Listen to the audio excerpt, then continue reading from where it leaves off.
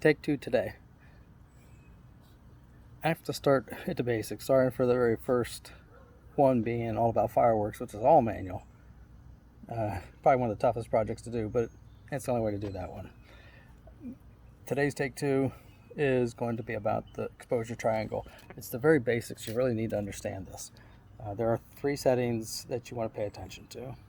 ISO, which is the sensitivity. If you were in the film days, you had ISO or ASA with different speed levels, and the higher the number, the more sensitive to light it was. So if you had a darker room or a darker sky or day, you wanted a higher number ISO, so you got a better exposures. So you have ISO, you have shutter speed. Shutter speed is how long the shutter is going to be open. It's going to be open for a longer period of time, more light comes in. But you can have some side effects. If it's open too long, you get what's called motion blur, or you're not going to be able to freeze the action. So shutter speed. And the third and final one is aperture. Aperture is probably one of the tougher ones to understand because it doesn't make as obvious sense.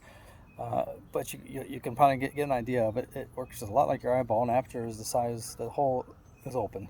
And what really makes it confusing is the smaller number means a larger hole. So if you got an aperture of 1.8, it's going to be a very large hole. If you have an aperture of f11, f16, f22, it's going to be a very small pin type, very small, teeny tiny hole.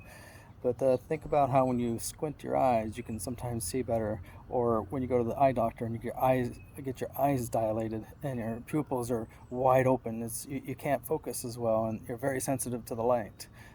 So think of your eyes when you think of aperture and on how it reacts. And you can't see very well when your eyes are dilated. And it's because your eyes are really dilated. When a lot of light comes in, things get out of focus a little bit. So your depth of field becomes very, very narrow.